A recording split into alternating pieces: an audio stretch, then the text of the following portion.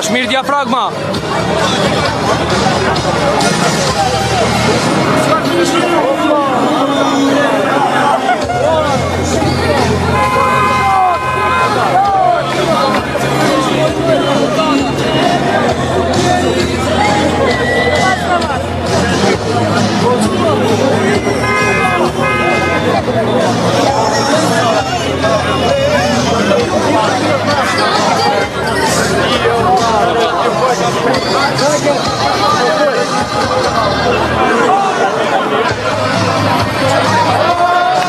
Shive sa ndezën drita.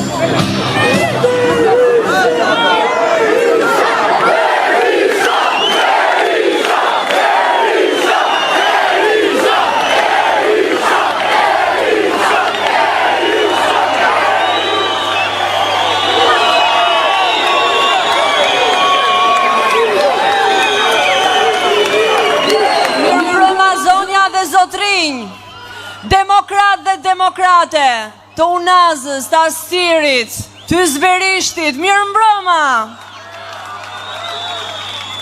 Mirëmbrëma, doktor Berisha! Mirë se erdhët në njësin 14 që ashtu si që mund të shihni mezi u prisnin. Dhe ju i palodhur si gjithmon nuk nguronit i përgjigjeni thirrjeve të shqiptarve për t'ju dhequr ata drejt ditëve më të mira, për t'ju dhequr ata drejt Shqipërisë madhështore.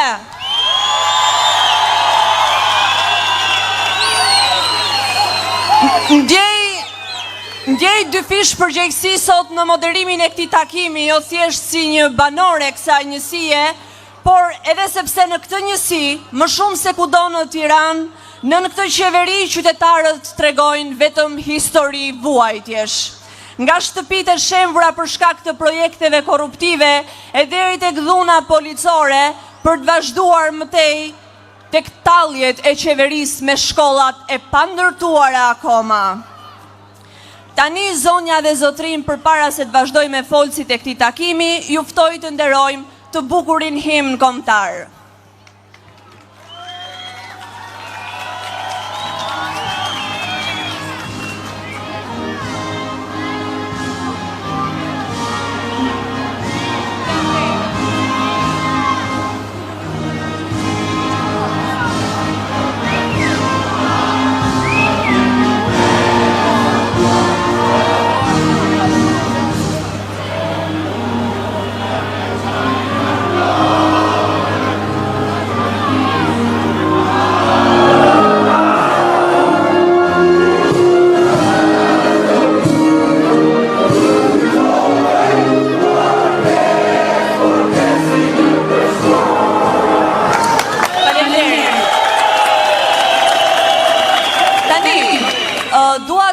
Qëndrestar, zotin Gzim Sadika, i cili do të na flasë për çështjen e Unazës, ose si që themi ne Daja Gzim.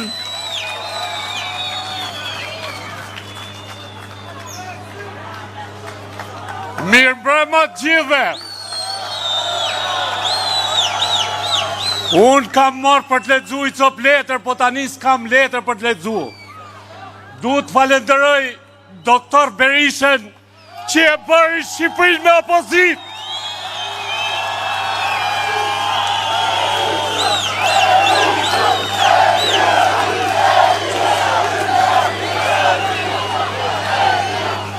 Mirëmbrëma qytetar të njësisë 14 dhe banor të Unazë qendrështar. Mirëmbrëma kandidat, mirëmbrëma i dashur Klevis, mirëmbrëma kryeministër Doktor Sali Berisha.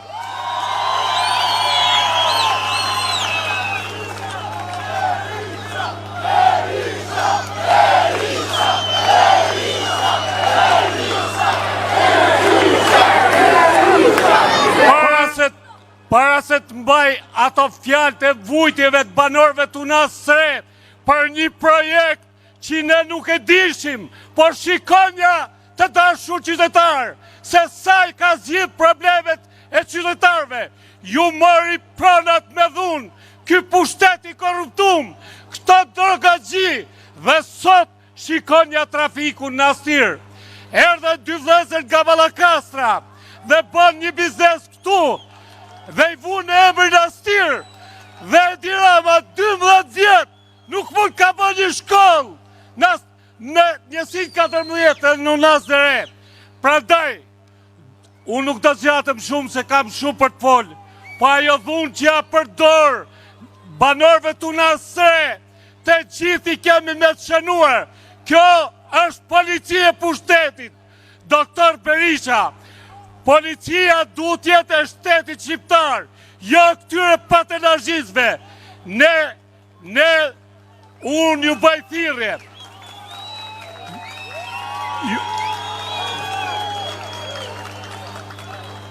Ka pas me qindra dhunime, e dini shumë mirë të gjithë ju, ka ardhur policia e veshme me uniformen që paguajnë taksat për të rujt, kurse bandat kanë në bërrin e tyre makina blindume, kurse ne mbrojshim, qa mbrojshim? Mbrojshim shtëpia tona, nuk ishim kundër projektit, ne doshim dëm shpërblim. Dhe unë duke pas një besim plot të profesor doktor Sali Berisha, që i fjallën që i jep, kur nuk e ka lënë rrugve, por e ka mbajtur. Dhe ne...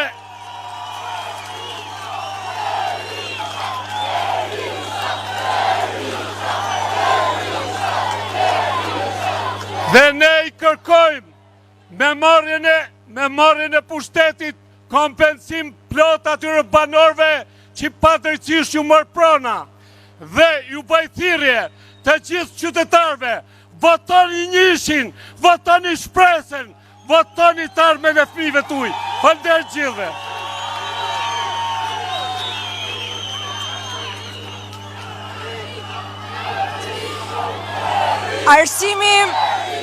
Arsimi nuk është vetëm plag e gjithë Shqipërisë, por veçanërisht është një plag e kësaj njësie.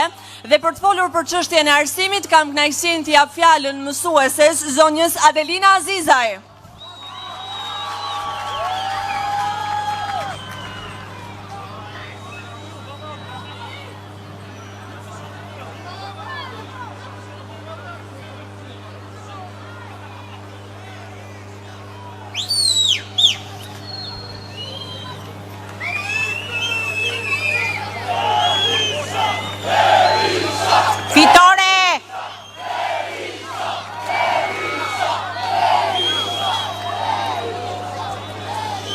Të nderuar mbështetës të Partisë Demokratike, të nderuar qëndrestar të zonës së Astirit dhe të Unazës së Re, të nderuar kandidat për deputet të Partisë Demokratike, i nderuar kryetari i Partisë Demokratike, doktor profesor Sali Berisha.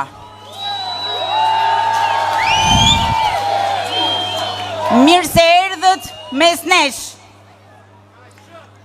Unë quhem Adelina Azizaj dhe jam këtu si mbështetëse e Partisë Demokratike dhe si banore e zonës së Astirit dhe Unazës së Re.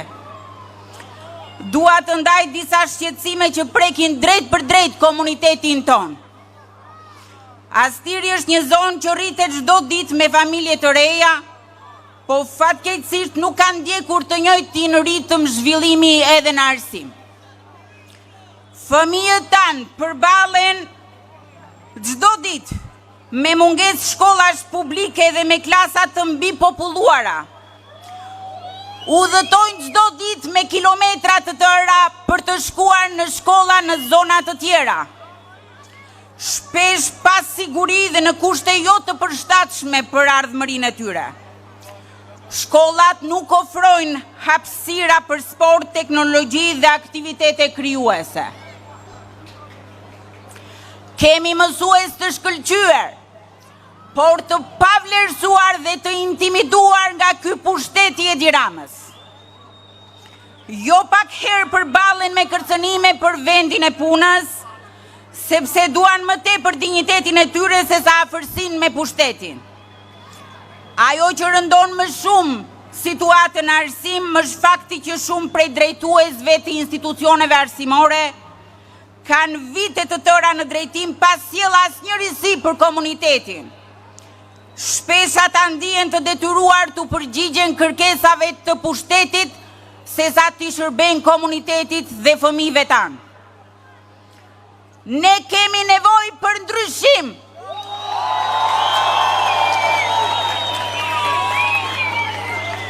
Ndaj me respektin më të thellë për gjithë kandidatët dhe kryetarin e Partisë Demokratike, dua t'i drejtoj disa kërkesa që shpresoj të jenë edhe zëri juaj, i banorëve dhe i fëmijëve tuaj.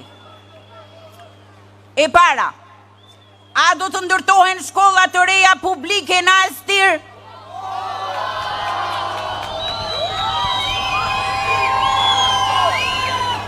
Dhe kur do të ndërtohen ato? I duam sa më shpejt të shkolla që fëmijët tanë të mos dekdisen nga njëra zonë në tjetrën. Si do të siguroheni që mësuesit dhe drejtuesit të përzgjidhen mbi bazë meritokracie dhe jo mbi bindje politike? Cilat janë planet konkrete të Partisë Demokratike për modernizimin e shkollave me laborator digital dhe teknologji moderne, me hapësira ambiente sportive dhe krijuese për fëmijët tanë. Dhe më e rëndësishmja, si do ta bëni arsimin një përparësi reale dhe jo vetëm një premtim elektoral. Unë kam bindjen e plot që kandidatët e Partisë Demokratike do t'i kenë prioritet kërkesat tona dhe do t'i mëshojnë me forcë deri në realizimin e tyre. Zgjidhjet janë të mundshme. Vullneti politik bën diferencën dhe Partia Demokratike e ka këtë vullnet dhe bashkë me Sali Berishën ju ftoj të gjithëve të bëhemi bashkë dhe të votojmë numrin 1 të mbështesim Partinë Demokratike për një Shqipëri madhështore, fitore.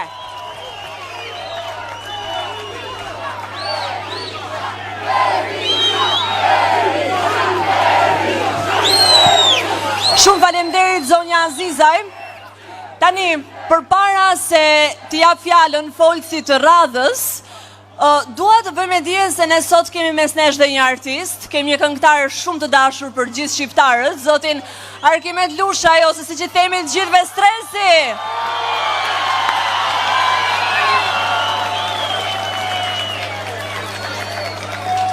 Të falenderojmë shumë Stres për gjithë mbështetjen që na ke dhënë dhe vazhdon që na japësh. Tani, kam kënaqësinë t'i jap fjalën drejtuesit politik, zotit Klevis Balliu.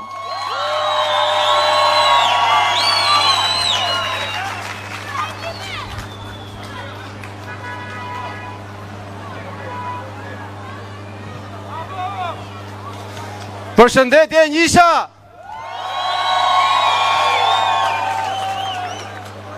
Përshëndetje i dashur Eduard Rexha, kryetari Degës 16, të nderuar kandidat Grigel Smuçllari dhe Jonathan Pano, i dashur Njishi muzikës Stresi, i nderuar profesor doktor kryeministri i Shqipërisë Sali Berisha,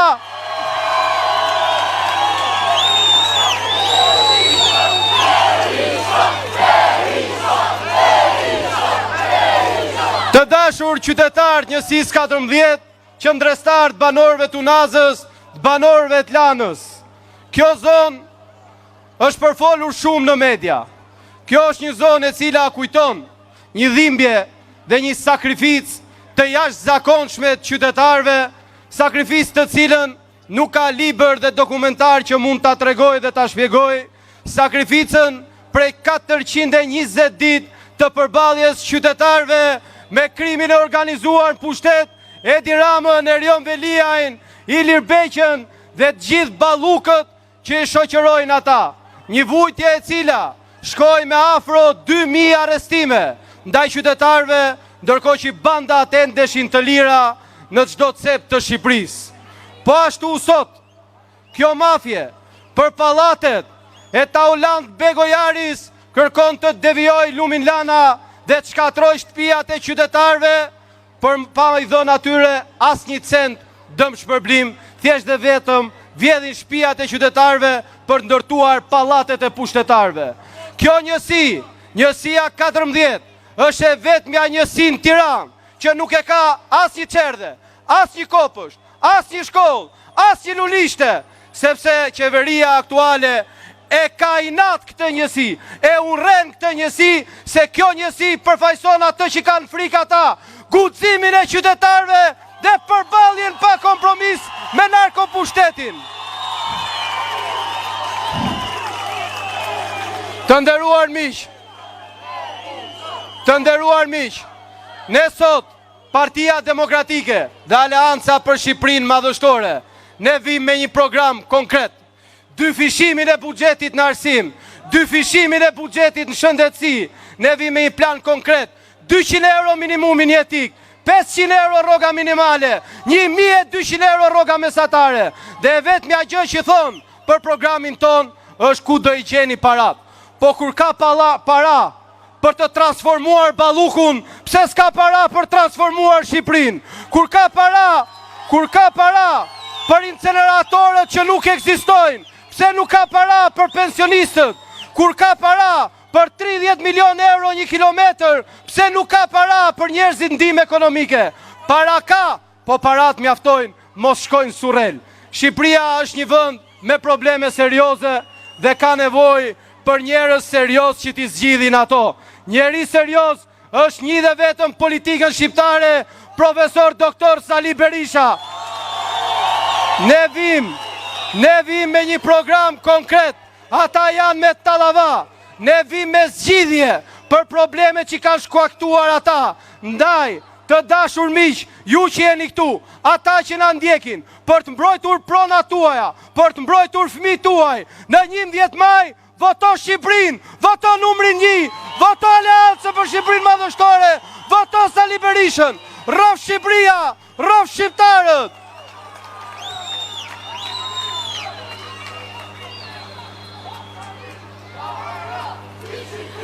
Tani, është momenti që të prezantoj 2 kandidatët e listës së koalicionit Partia Demokratike dhe Aleanca për Shqipërinë Madhështore, që kemi sot këtu me ne.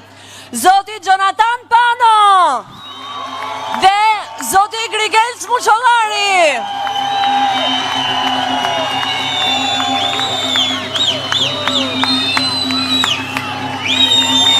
Dhe ndërkohë që 2 kandidatët u ngjitën në skenë, është momenti t'jap fjalën liderit Partisë Demokratike, zotit Sali Berisha.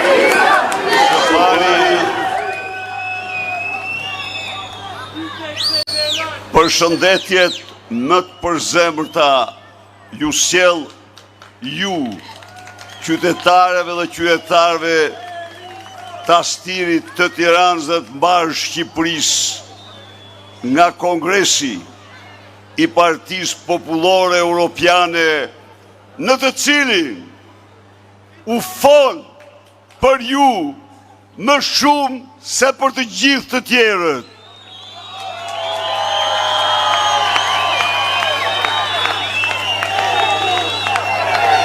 Në Valencia, 2000 delegat që përfaqësonin 86 parti të qendrës djathtë, nga të cilat janë 14 kryeministra në Europë,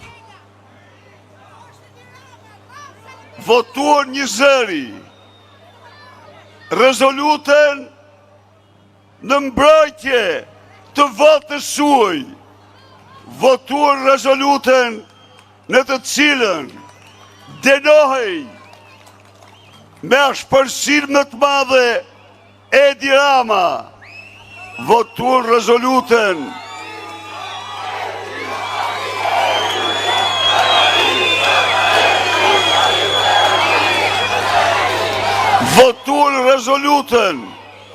në të cilën i jepet mbështetja më fuqishme opozitës shqiptare dhe Partisë Demokratike. Ju jepet ju mbështetja më e madhe që keni patur ndonjëherë që nga themelimi i kësaj partie. Miq, qendresa juaj, angazhimi juaj, përmbysja që po i bëni narkodiktaturës, ka po jehon në Europë dhe në botë.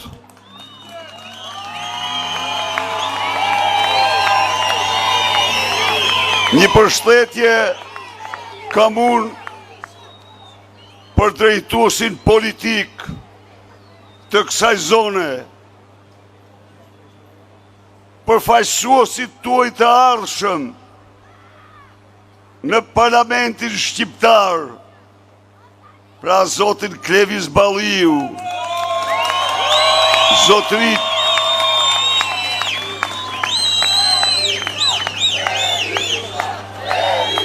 Grigels Muçollari dhe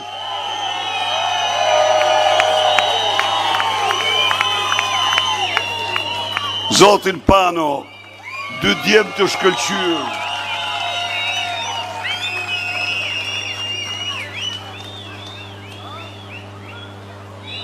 Të dashur miq, është nder i madh të flasësh në këtë zonë, sepse këtu përgjegjësia qytetare,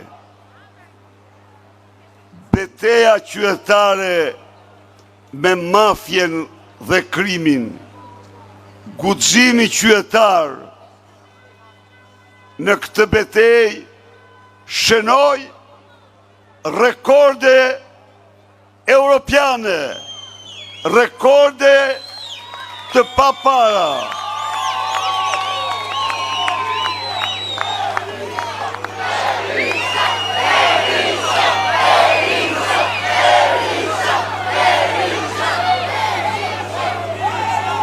Ndaj dhe unë jam sot këtu para jush për t'u garantuar ju, banorëve të Astirit,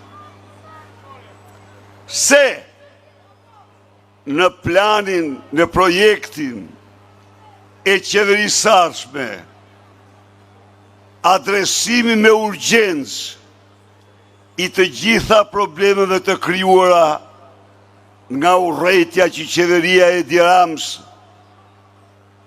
ka çfryrë ndaj kësaj zone, nga injorimi dhe bojkoti që i ka bërë, do t'jetë përparësi e madhe. Garanci për këtë janë do jenë deputet tuaj, kryetari i Partisë Demokratike tuaj, do t'jetë Sali Berisha.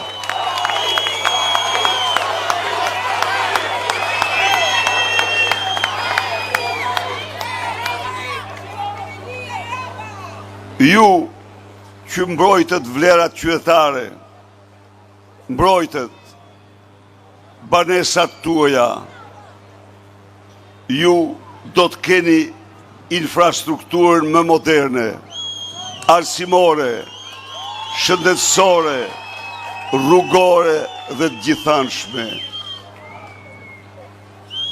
T'imagjinosh një zonë kaq të madhe, pas një kopsht, pas një çerdhe, do të thotë kesh urrëtie për fëmijët, dhe ai që urren fëmijët, ai është ligësi e të gjitha ligësive.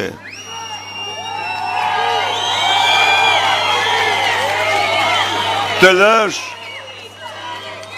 lësh një territor kaq të gjerë, një popullat që shkon në 60.000 banor, pa shkollë, do të thotë të rresh fëmijët, shkollim në tyre, të ardhmen në tyre, do të thotë je aftë për shumë krime, po Edi Rama nuk habit njeri.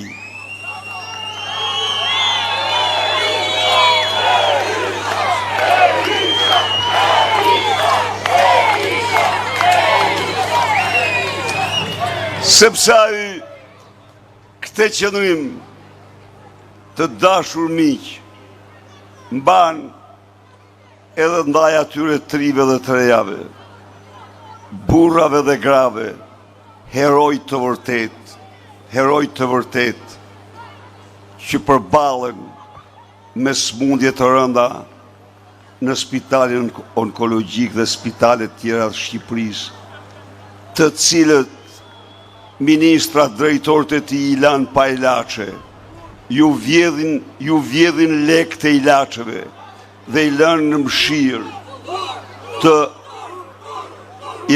mëshirë të më të keqes smundjes ju jap fjalën e nderit se kjo situatë dramatike do marrë fund brenda 100 ditëve të para.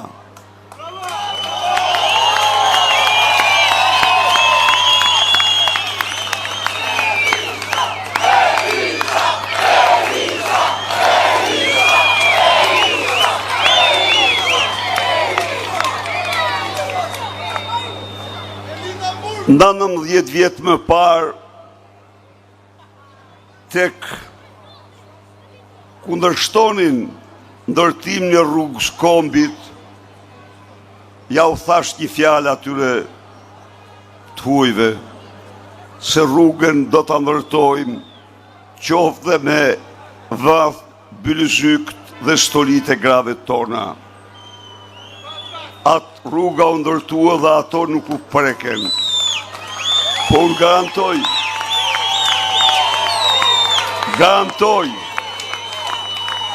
garantoj çdo të smur në këtë vend.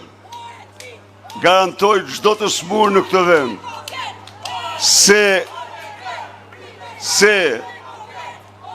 nuk do të mungojnë kur në ilaçet për shtetin tuaj.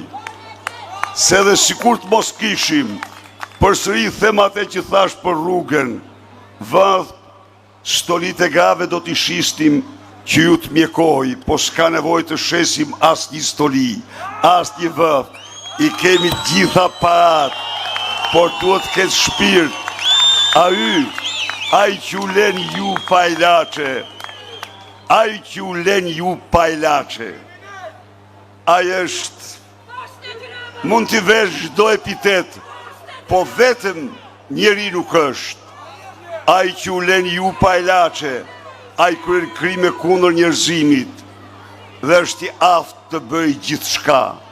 Kështu që 3 muajt e parë merr fund ky kalvar dhe të shqiptarët do kenë të njëjtën listë ilaçesh që ka sot në rimbursim Republika Italiane.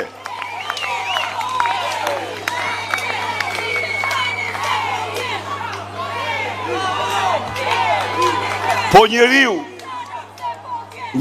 që shkelmon mbi fisnikri njerëzore, njeriu që shkelmon mbi bamirësinë njerëzore, mbi dhimbshurinë njerëzore, është vite dritë larg nga njeriu i qytetruar. Ka vetëm formen, as gjët përbashkë me te.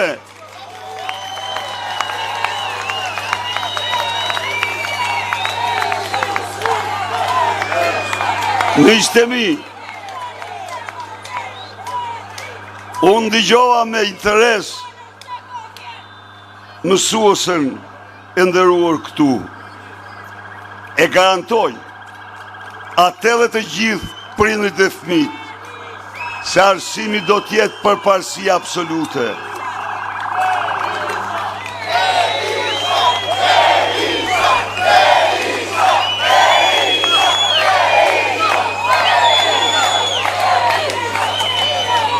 Dhe se vendosja arsimit në përparësi absolute, rikthimi i tij në bashkosin, modernitet, kërkon para zgjithash vendosjen e mësueses dhe mësuesit në pjedestal. Rrogë më të ulët se 1.500 euro mësuesit nuk do të kenë.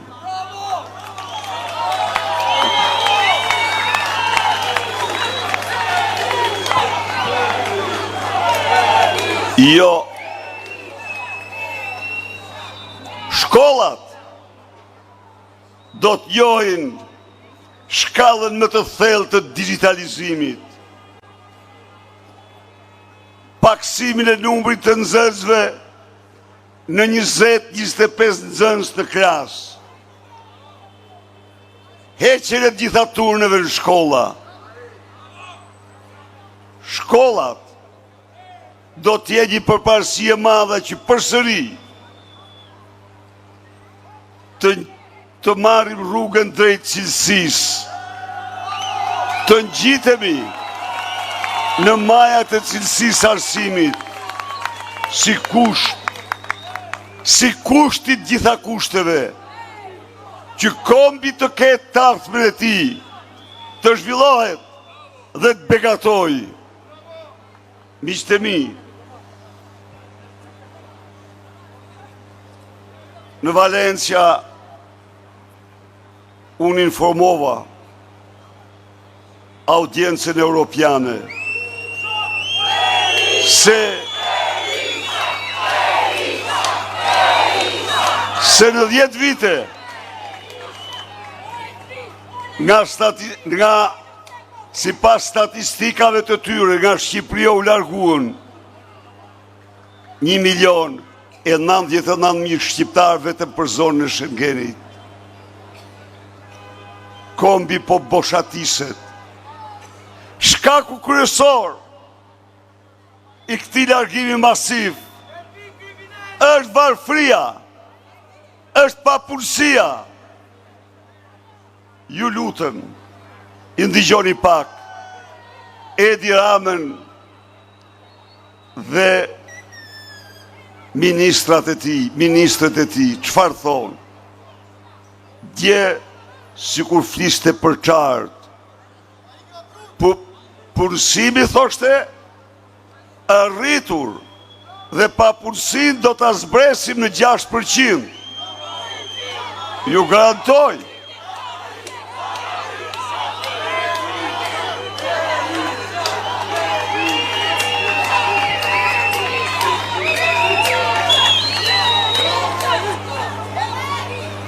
Po vetëm në 10 vite kanë ikur 600.000 të ri, 600.000 krah pune. Ky pa mshirë tallet me shqiptarët. Ja u them unë, merrni statistikat. Prodhimi ka 3 vite që bie në mënyrë dramatike nga vitin vit. Eksportet nga viti 2023 në vitin 2024, si pas statistikave të tij që ai nuk i lexon, ranë me 32%. A e dini ç'do thot kjo, mik? Do të thot që të paktën minimumi 50-60.000 shqiptar humben vendet e punës dhe i punësoj Edi Rama në Itali, Greqi, Gjermani dhe vendet tjera. Pra, vendet e punës shkatrohen. Ndërmarrjet falimentojnë nga rënja e euros, kurse ai i papërgjegjshëm vërtitet nga një shesh në një tjetër duke u thënë se është ulur papunësia në mënyrë të ndjeshme, se janë punësuar kaq dhe aq në një kohë kur që të gjithë punësohen në dhera të tjera, në vende të tjera. Miqtë e mi, programi ynë është programi i ndryshimit të Shqipërisë. Programi me të cilin ne do vendosim minimumin jetik 200 euro. Çdo pensionist me pension ndën 200 euro. Dhe sot janë mbi 560.000 pensionist me pension ndën 170 euro. Çdo qytetar në ndihmë ekonomike, çdo fëmijë me një prind, çdo student me bursë, 100 ditë të para të qeverisjes tonë do kenë minimum jetik 200 euro. Rroga minimale. Rroga minimale do t'jetë 500 euro. Rroga mesatare 1250 euro.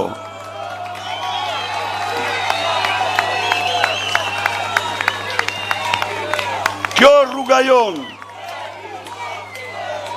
Kjo është vrapi ynë. Gjersa të dalim në krye të gjitha vendeve të rajonit për rroga dhe pensione. Gjersa ne, për djersën tonë, të jemi njerëzit më mirë të shpërblyer. Shqipëria është e pasur.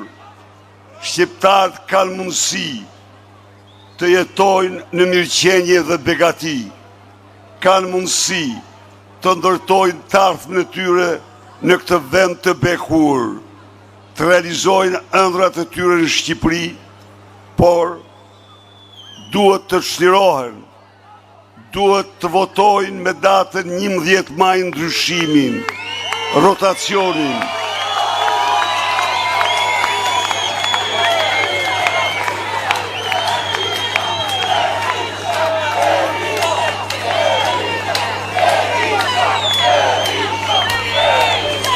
Sot,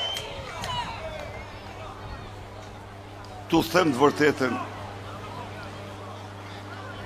u ktheva nga Valencia, por kur unë u tregoja kryeministrave të tjera, kolegëve, kryeministrave të vendeve tjera për djegësin e Tiranës, ju them me sinqeritet, shprehnin habi të papërmbajtur.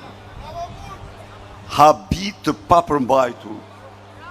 Dhe më duhej t'ja u ktheja dhe riktheja bisedën se një ndodhi të tillë nuk ka të përshkruar. Kurse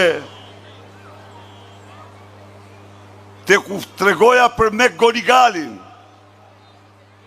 mendimi i tyre i përgjithshëm ishte se Rama do ta ndjekat e mrapa. Po, është i pa shpresë se ka kryer një akt armiqësor ndaj vendit mik dhe vetë ai tani. I thot Rams, unë vërtet i mora, por parat mi dhe ti. Ndaj dhe kjo e bën të pashpresë Edi Ramën. E bën të pashpresë mi.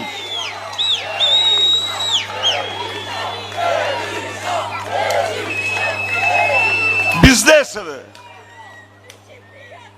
në zonën e Astirit dhe në Mbar Shqipëri ju premtoj vendosin e taksës shesht 10% nga 23% që është.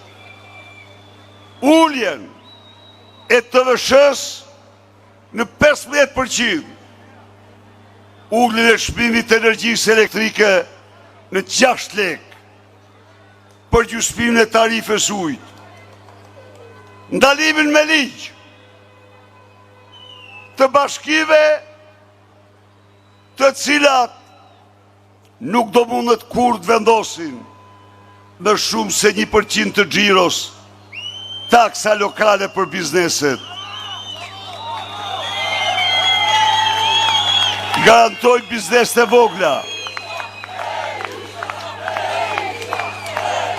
Se përveç energjisë dhe ujit, hapësira publike që u shitet me 1500 lekë do zbresi në 120 lekë. Se tavanet për tatim fitimin dhe TVSH-n do rriten nga 100.000 dhe 140.000 që janë sot në 180.000 euro. Biznesi pra do ketë klimën më miqësore, do mund të shtoj investimet dhe punësimin.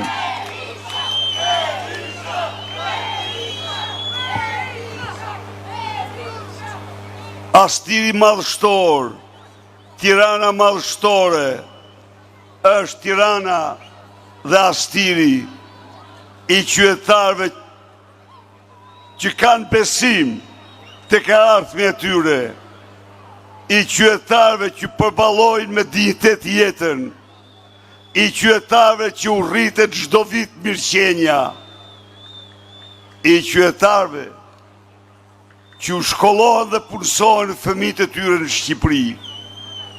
U jap fjalën këtyre të rive se mesatarja për universitet do hiqet, që vitin që vjen shtator nuk do ketë mesatare.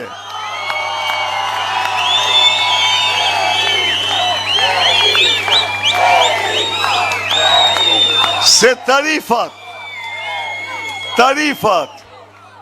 do t'jenë 4 herë më të ulta. Se bursa do t'jetë 200 euro. Se pas mbarimit të shkollës, çdo sipërmarrës që punëson të rit, do t'i paguhen një vit sigurimet e tij shoqërore dhe gjitha shpenzimet për kualifikimin e tyre. Të rit që dëshojnë të hapin biznese, do përfitojnë grante, kredit buta, dhe për çdo çift të ri një çati. Qeveria do garantoj. Qeveria do garantoj grante 30.000 euro me të cilat çiftet e reja do paguajnë interesin e kredis. Çiftet që bëhen me 3 fëmijë nuk do paguajnë asnjë që dar kredi, do ja paguajë shteti.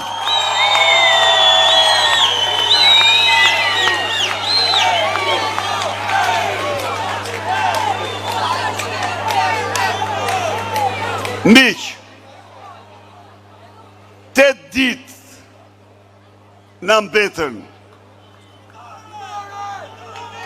në këtë betejë epike, në këtë betejë historike. Edi Rama po bën çdo gjë për të mashtruar qytetarët. Ka bllokuar debatet.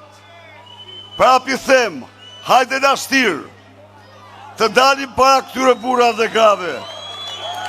Hajde këtu.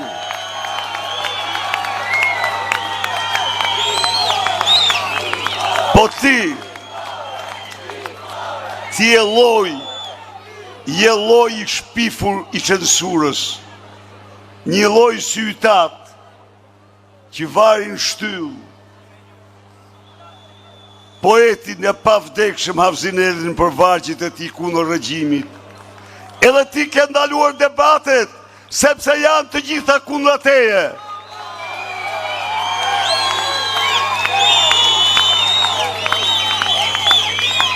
Sepse ti nuk don debate, Edi Rama.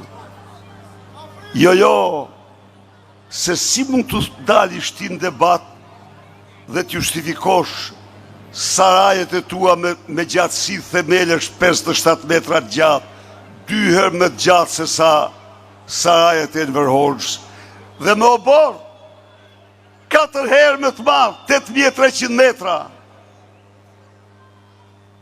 Si mund dalish ti para qytetarëve kur je autori kryesor i zhdukjes 130 milion euro të djegësit të Tiranës? Si mund dalish ti para qytetarëve kur u bëre me vil, me saraje duke patur gjithsej 3.800 euro të deklaruara në shtet? Si mund dalish ti para qytetarëve kur blen instalacionin 5 milion euro? 5 milion euro. As pronori japonis nuk e blen. 5 milion euro. As presidenti amerikan nuk e blen. As kancelari Gjermanis nuk e blen. kurse ti e blen Edi Rama me parat atyre që ilen pa ilaçe, me parat e këtyre fëmijëve që ilen pa shkolla, me parat atyre forshjeve që ilen pa çerdhe. Ndaj dhe s'del do ti këtu, rridh dhe bën polle stërpolle. Prite pollin e datës 11, qytetarët do t'japin ty atë që meriton. 11-a është polli polleve, njishat e Astirit, njishat e Shqipërisë, do të çojnë ty atje ku e meriton. Firmosin fitoren, firmosin ndryshimin, është rradha jonë, Astiri madhështor, Shqipëria madhështore, rrëf Shiu, rrëf Tirana, rrëf Shqipëria, fitore, fitore, fitore.